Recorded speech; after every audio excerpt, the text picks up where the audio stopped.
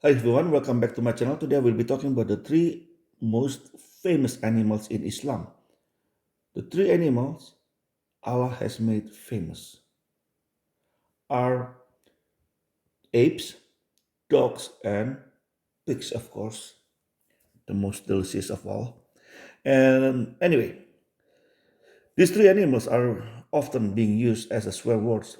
Sometimes it is not uncommon in a Muslim majority countries or in a Muslim dominated areas when where you hear when you can hear when you're in the house you can hear a parent scream on top of their lungs calling names at their children like you monkeys, you apes, you pigs, you dogs or whatever, something like that.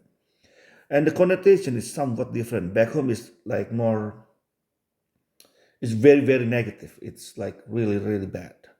It is not like it is not the same. I do understand people in the West or with different background or religions also use these animals as swear words. But however, it's somewhat it is not the same. I don't know how to explain this. Back home is different. Anyway, let's go with apes. Let's start with apes. Surah Al-Araf, verse 163 to 166. And asked them about the town that was by the sea when they transgressed in the Sabbath. When their fish came to them openly on their Sabbath day, and the day they had no Sabbath, they did not come to them. Thus, we give them trial because they were defiantly disobedient. And when a community among them said, why do you advise a people whom Allah is about to destroy or to punish with a severe punishment? They said, to be absolved before your Lord, and perhaps they may fear him. And when they forgot that by which they had been demanded, we saved those who had been forbidden evil and seized those who wronged with a wretched punishment, because they were defiantly disobeying. So when they were insolent about that which they had been forbidden, we said to them, be apes, despised.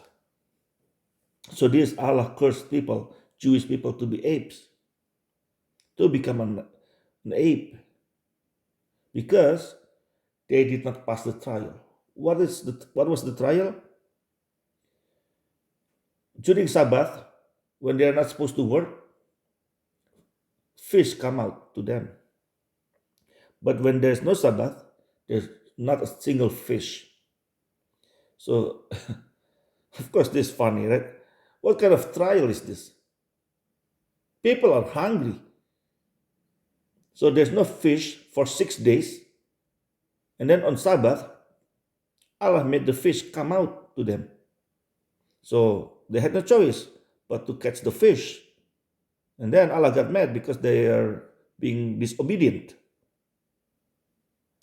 And then Allah cursed them to be apes. And this is how apes become one of the animals, the most famous animals in Islamic world. They will call people apes so often.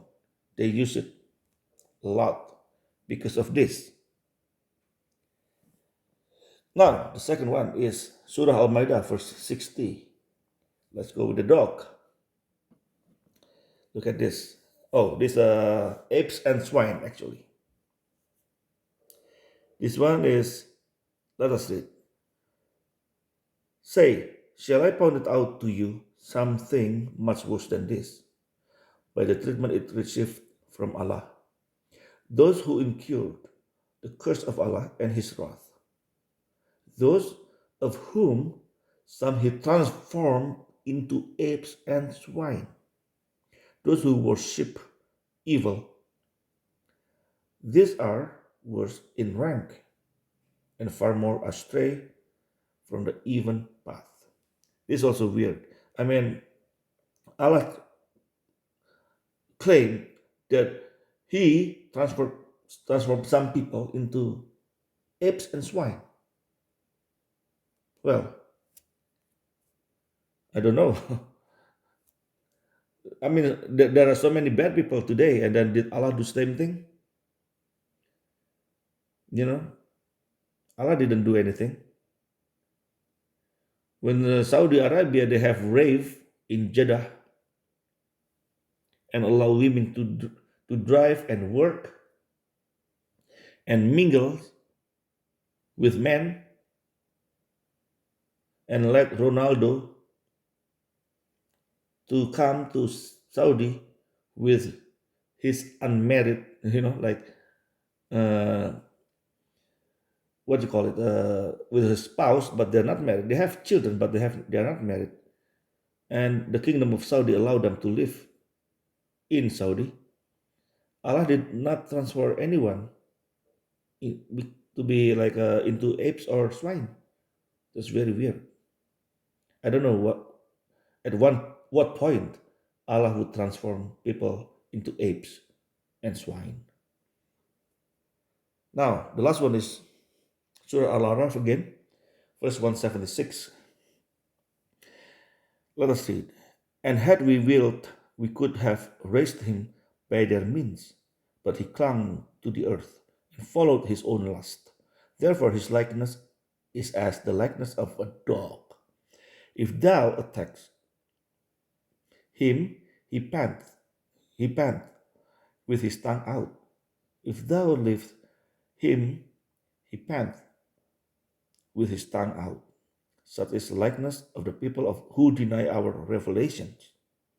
Narrate unto them the history, that haply they maybe take thought. This is also another one funny. But however, it's so stupid. So this where Allah calls disbelievers, whoever who disbelieve in Allah, dog. No matter what, they're like dogs. You chase them or you leave them alone, their tongue is out, like panting. Like how dogs panting. Yeah. So this this verse is also has a lot of influence in shaping people's mind. How people, like when people get angry and then they remember this verse and start calling people dogs. Or sometimes if they remember something like from Surah Al-Ma'idah verse 60, they call people pigs because of that. So these three animals are very famous because Muslims use them a lot as swear words. Swear words, that's all. It is not something good. But like I said earlier, again, I do understand people from different religions and backgrounds also sometimes use this. But a lot of times, those people are influenced by Muslims. A lot of times. Because in the West, for example, when people who's lazy, and then we call them pig, right?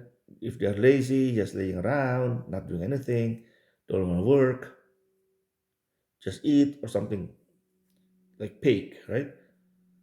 But I mean, like, how many times you hear in the West a parent or parents get so mad at their kids and then call them pigs? Not very often, if anything. Or dogs. They don't call their children dog. It is not their culture, I think. I don't think it's their culture. Maybe they will call different adult, you know, someone else who's not their children. But in the East, they will call anyone, including their own children.